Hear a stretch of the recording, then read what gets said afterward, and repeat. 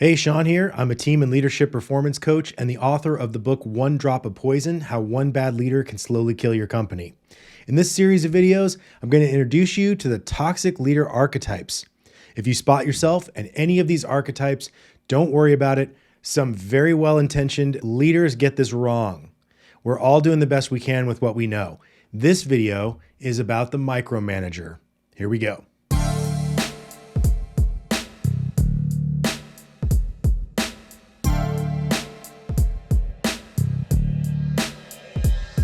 The micromanager is an archetype that too many of us have had to experience. They're usually struggling with two problems. First, they're perfectionists. This is a real problem for them personally, but most have not tried to get help for it. Some even think it's a superpower of theirs. Spoiler alert, it's not. The problem with perfection is that it takes way too long to achieve, and in our fast-moving world, we don't have time to spend 80% of our time focusing on the final 20% of the details to make it perfect. Like, we're not carving a masterpiece out of a log.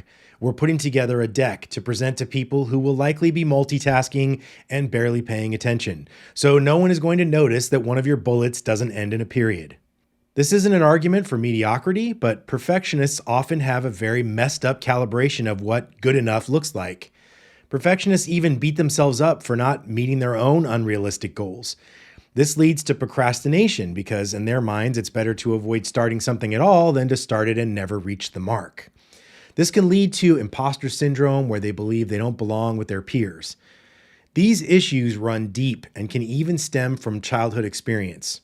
If perfectionism is a challenge of yours, consider seeking the help of a therapist. So, perfectionism is the first problem. The second is that micromanagers often have trust issues. They believe that no one does good work. Micromanagers barely meet their own expectations. It's highly unlikely that others can do it. They don't trust others to do the work, and they hover over them like a helicopter, directing each step. They often parent this way too, since it's a rare micromanager that only micromanages at work.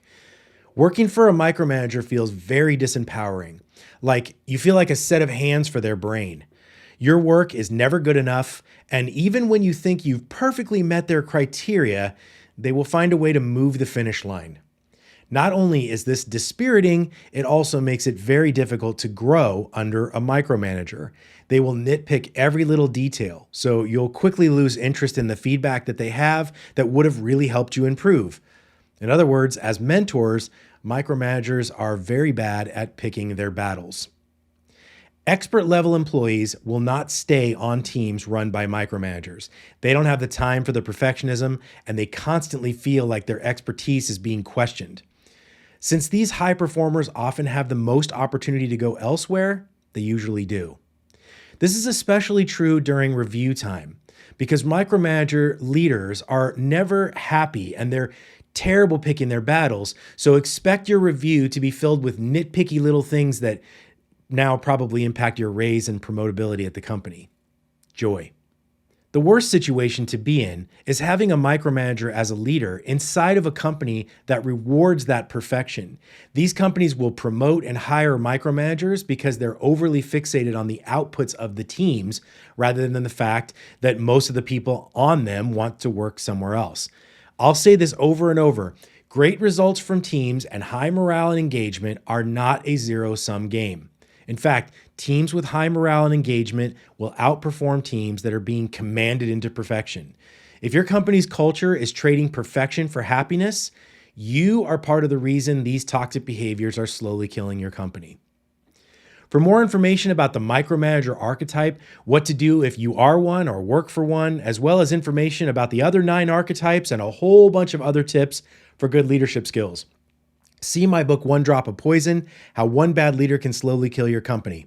The link to buy it is in the description below. Be sure to like and subscribe to be notified when videos come out for the remaining archetypes. Thank you for watching. Now land that helicopter and get some help with perfectionism and trust. Your teams will thank you for it.